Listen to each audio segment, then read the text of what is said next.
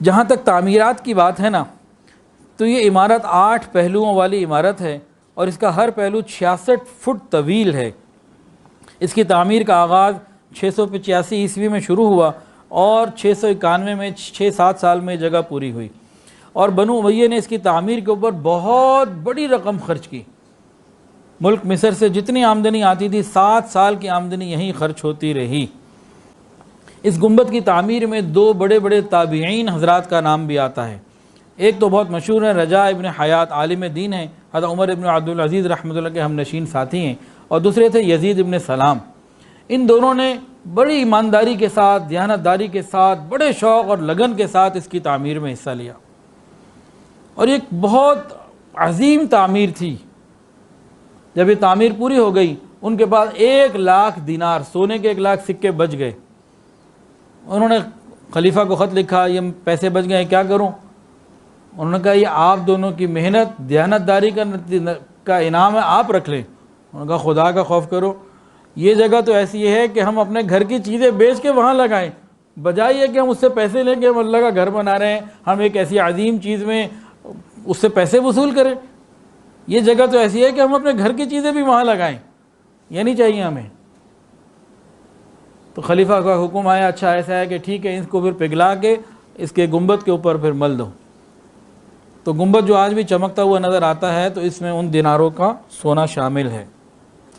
اچھا ہاں، ایک عجیب بات، 11ویں عیسوی میں جب 80 سال کے لیے عیسائیوں نے اس قبۃ الصخرہ پہ بھی قبضہ کیا، پورے بیت المقدس پہ قبضہ تھا، جس کو صلاح الدین ایوبی رحمۃ اللہ علیہ نے واپس لیا۔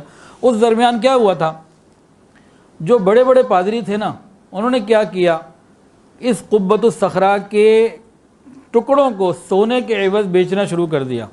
بھئی جتنے وزن کا سونا لاؤ گے اتنے وزن کا پتھر تمہیں کاٹ کے دے دیں گے۔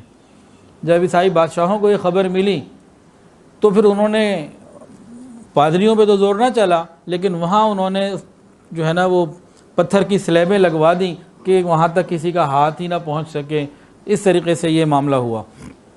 اب سوال یہ پیدا ہوتا ہے، مسلمانوں نے کس وجہ سے یہ اتنی عظیم الشان تعمیر کی؟ اس کی وجہ کیا ہے؟ اس کے مختلف جوابات لکھیں۔ ایک جواب تو یہ لکھا ہے کہ یہاں کے جو مسلمان عوام تھے نا، نئے نئے مسلمان ہوئے تھے اس علاقے کے، بیت المقدس فتح ہوا، لوگ بہت کثرت سے مسلمان ہوئے۔ انہوں نے وہ تو مدینہ اور مکہ کے معاملات اور وہ تربیت تو نہ ہوئی تھی ان کی، تو رومی سلطنت کی باتیں کچھ باقی تھیں، کچھ اثرات تھے۔ جیسے آج ہمارے اوپر ہندوستان کے اثرات ہیں، ہماری شادی بغیر ہندوؤں کی تقریب کے ہو ہی نہیں سکتی۔ بہت تھوڑے لوگ ہیں جو سنت کے مطابق شادی کرتے ہیں۔ جتنے نوجوان یہاں موجود ہیں، کسی کو کہو سنت کے مطابق شادی کر لو، تیار ہی نہیں ہوگا۔ اور جو ماں باپ بیٹھے ہیں، ان سے کو اپنی اولاد کی سنت کے مطابق شادی کر لو، وہ بھی تیار نہیں ہوں گے، کہ ہمارے اندر رچ بس گئی ہیں ہندوؤں کی چیزیں۔ تو وہاں بھی کچھ ایسا ہی ماحول ہوگا، سمجھانے کے لیے مثال دی ہے۔ ہاں، غیرت ایمانی جب جاگ جاتی ہے پھر سنت زندہ ہوگی،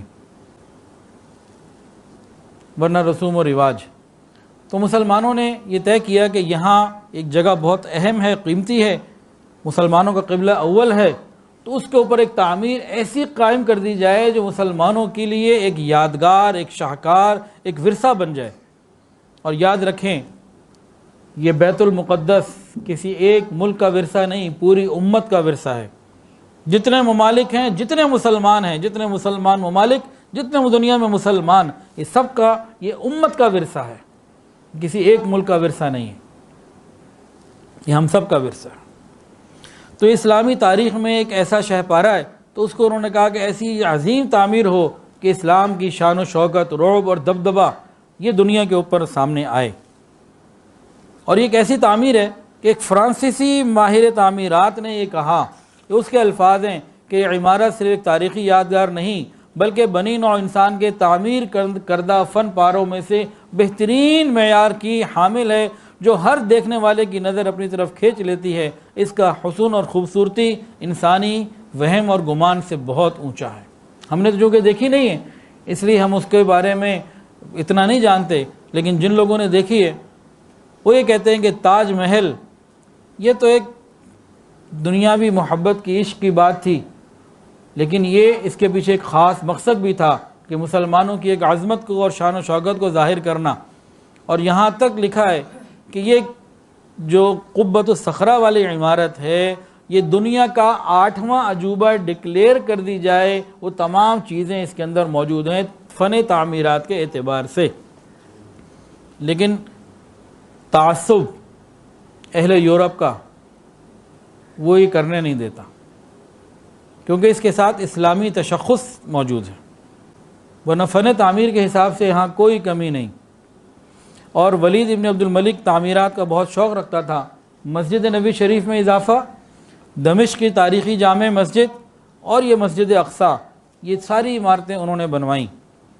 بعض مورخین نے اس عمارت کو بنانے کی ایک اور وجہ لکھی، وہ کیا کہ القدس شہر میں، یعنی یروشلم میں، القدس میں، ایلیا، 3 نام ہیں، ہم تو القدس کہیں گے، 2 بڑے بڑے گرجے بھی تھے۔